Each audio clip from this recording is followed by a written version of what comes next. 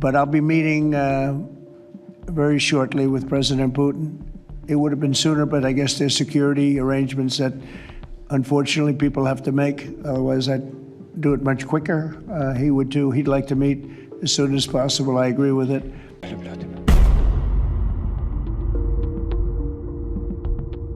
President Trump announced today that he will meet Vladimir Putin very shortly, reportedly in Alaska around August 15, as part of his push for a peace deal in Ukraine.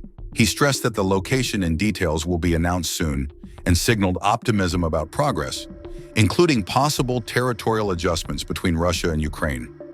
Analysts warn that this summit may offer symbolic gains for Putin without real outcomes for peace.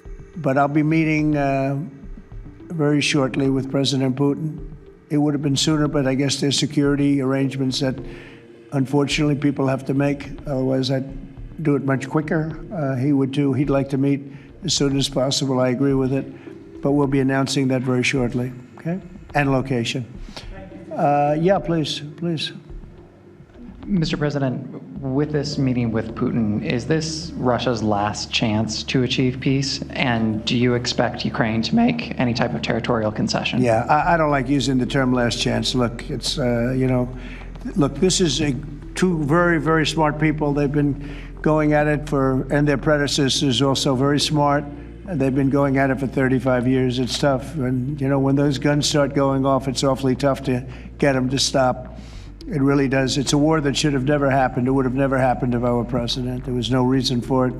So many people are killed, so much cultural destruction. You look at those magnificent towers, the most beautiful in the world. The spires were considered the most beautiful in the world. They're all in a million pieces, laying on the ground, all obliterated, knocked into a million pieces. So sad. But millions of people have died. And very, very much set in their ways. A lot of people were set in their ways, but I think we're getting close. I mean, this was not my war, this was Biden's war. But the European Union has been great. As you know, they're purchasing equipment from us. They have a lot of money, and they're spending a lot of money on buying equipment. We're not spending money, but we are supplying them equipment. They're paying for it. And I think, I think that a lot of things happened recently that would make this go forward. I'm not going to mention anything having to do with India, but maybe that had an impact. But what really had an impact was NATO has stepped up in terms of their spending on buying military equipment. We're in for, probably through Biden and his people, $350 billion. $350 billion. When they hear these numbers, you're saying that's a lot of money.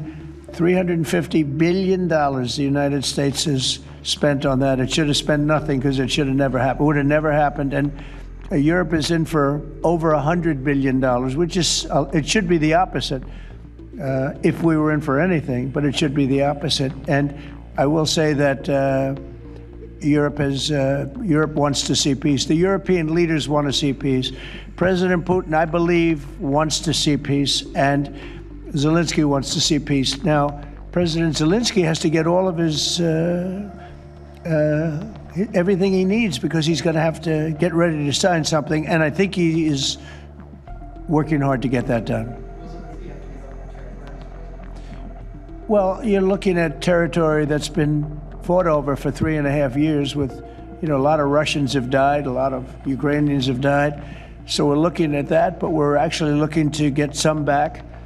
And some swapping. It's complicated. It's actually nothing easy. It's very complicated, but we're going to get some back. We're going to get some switched. There'll be some swapping of territories to the betterment of both. And but we'll be talking about that either later or tomorrow or whatever.